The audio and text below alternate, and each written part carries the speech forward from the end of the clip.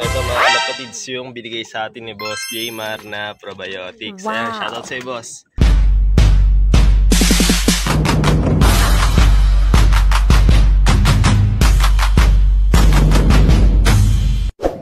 Time check mga kalapatids. Ayan, 10:34 na nga ng umaga. At magpapatoka na nga tayo sa mga flyers natin at sa iba pa nating kalapati doon, sa gawi doon. At ito, bida tayo rito ng pitchel dahil subukan natin yung probiotics ni Bossing Jaymar. Yung binisita natin kahapon lang, nadiyalan natin ng B-perch mga kalapatids. Ayan yung mga ibon natin, no? Yan, alam na agad nila nakakain na, kaya ito, mga nakaabang na sila rito, mga tropa. Yan, dito natin nalagay yung iba-binder natin na patoka. Grabe naman ang ingay mo naman. Ayan mga tropa, galing to naman kay Boss Raymark. Pilit natin ng ibon sa kanya. Ayan. At balak-balak nga raw niya ulit magsimula na. At sana magtuloy-tuloy na yung pag-iibon ulit niya mga kalapatids. Ayan, at yun, ayusin natin para maibigay natin yung patoka sa mga ibon natin. Yan sila. Grabe, wala tayong paronda ngayon dito mga kalapatids, ha. Ito mga kalapatids yung binigay sa atin ni Boss Jaymar na probiotics. Ayan, shoutout sa'yo, boss. Susubukan nga natin itong binigay mo sa akin probiotics, ano? Yan, binigay sa atin mga tropa. Ayan, 1 litro yata ito pag ito kalaki. Ayan, oh.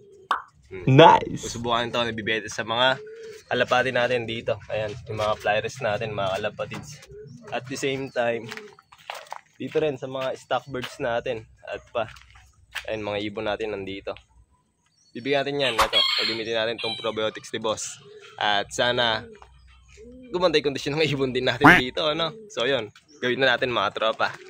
Ayan, nagkakagulo na sila mga kalapatids. So, hinawakan ko pa lang yung lagahay ng patoka. Ayan, mga nagkakagulo na sila.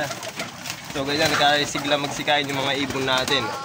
At yung ipabang binder natin dito sa patoka, ito mga kalapatids. Ayan, itong moringa powder. Ayan, pangalawang beses natin magbibigay na to. Dahil ang binabinder ko talaga dito is honey mga tropa. Pero sa ngayon, meron nga tayong probiotics, kaya ito na muna yung gagamitin natin. Ayan. Ito, ayan, moringa powder tsaka yung probiotics ni Bossing. Ayan. Ayan, nagkakagulo na mga tropa. Gutom na. Pambirang yan. Bali 1 day feed nga lang yan ginagawa natin sa mga kalapati natin.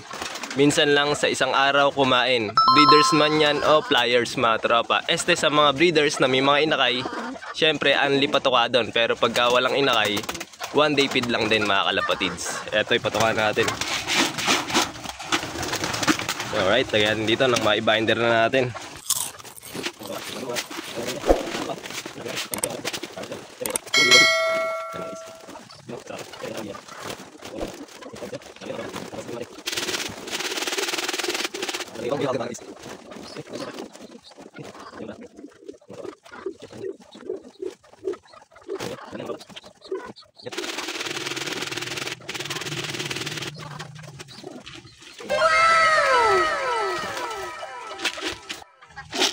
Ito na yung nabinder natin na patoka. Ayan mga kalapatids. Ayan yung patoka na ibibigay natin ngayon sa mga kalapati natin. Ayan, nagkakagulo pa rin sila hanggang ngayon. Pambihirang mga kalapati ito ay bigay na nga natin. Ayan mga kalapatids. Nagkakagulo na sila. Oops, yeah. Di ko pa binibigay yung patoka mga kalapatids, pero ayan, nagkakagulo na nga sila.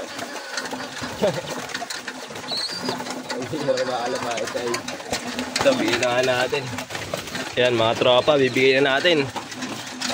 Kumakain na sila. O yan, okay. Bang. Okay. Busin yan, ha. Parang mga pirahan na itong mga kalapati natin na ito. Ayan. Nagustuhan yata nila, oh.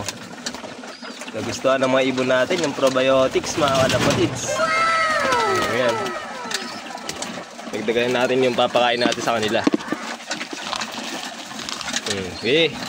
Busin yan, ha. Ayos mga tropa. Napakaisigla ng mga ibon natin. Ay nakagandahan. Pagka 1 day feed, talagang magana magsikain din mga kalapatids, ano.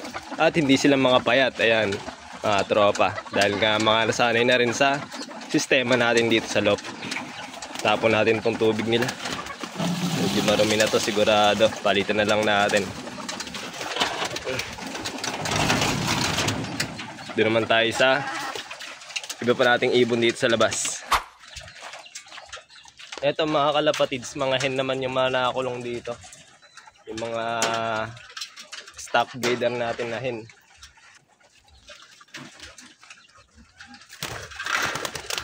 Yan mga tropo. Pioneer natin sila. Ito na nabibigay natin sa kanila yung bininder natin kanina. Ewan ko lang kung magugustuhan nila to.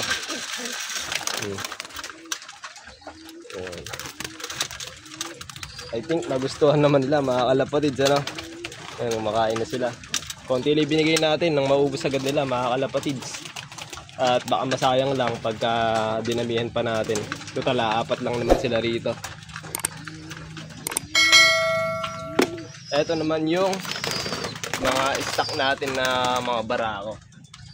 Ayan. Ito marami-rami mga stock natin na barako, mga kalapatids. Ayan.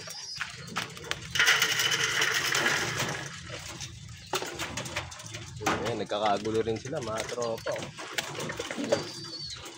Tapos na natin pong inuminan. Ayan, ganyan lang magpapatuka mga tropa para malakas magtikain yung mga ibon natin.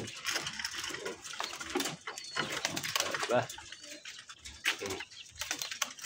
Ayos mga kalapatids. At ito yung mga breeder natin.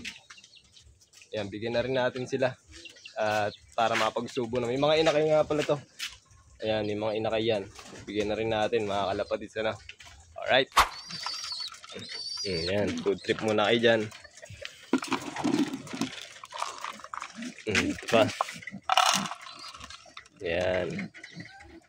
Paubos na rin tubig nila mga kalapatids. Papaitan natin yan para maging plain water na yung tubig nila.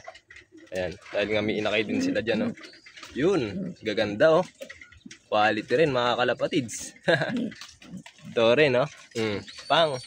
Yan na muna sila mga tropa. Dun ulit tayo sa flower slope natin. At may natira pa nga tayong patuka rito. Ayan, bibigyan natin sa kanila lahat to mga kalapatids. Ayan, yung mga ibon natin dito. Napakain natin. Ito pa. Okay na. Tapos ito. Ayan, mga nabitin sa patuka. Ibigyan na natin ito lahat.